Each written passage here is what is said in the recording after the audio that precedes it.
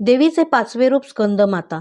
दुर्गा देवीच्या 9 रूपांपैकी एक असलेल्या माँ स्कंदमातेची नवरात्र उत्सवाच्या 5व्या दिवशी पूजा केली जाते.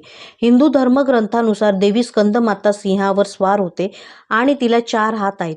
एका हातात तिने आपल्या पुत्र भगवान स्कंदाचे अर्भक रूप धारण केले आहे आणि दुसऱ्या हातात अभय मुद्रा आहे, जी सर्व भीती दूर करते. तिच्या इतर 2 हातात तिने कमळाची फुले धरली आहेत. स्कंदमाताला तिचे नाव मिळाले कारण ती भगवान स्कंदची आई आहे. योद्धा देव, ज्याला कार्तिकेय आणि मुरुगन म्हणूनही ओळखले जाते.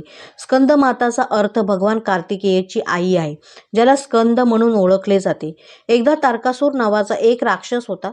त्याने भगवान ब्रह्मदेवाची तपश्चर्या केली आणि अमर होण्याचे वरदान मागितले. परंतु भगवान ब्रह्मदेवाने मृत्यूपासून कोणीही सुटू शकत नाही असे सांगून नाकारले आणि तारकासुराने हुशार खेळून भगवान शिव आणि देवी पार्वतीच्या मुलाकडे मृत्यू मागितला.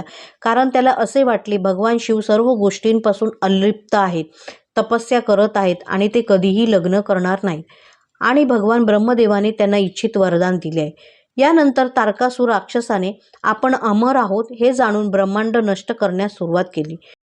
सर्व देवता भगवान विष्णूकडे त्यांची मदत मागण्यासाठी गेले. तेव्हा भगवान विष्णूने प्रकट केले की देवी सतीचा अवतार पार्वती ही राजा हिमालयाची कन्या आहे आणि तिचे भगवान शिवाशी लग्न करायचे आहे. त्यानंतर भगवान शिवाचा देवी पार्वतीशी विवाह झाला आणि भगवान कार्तिकेयाचा जन्म झाला.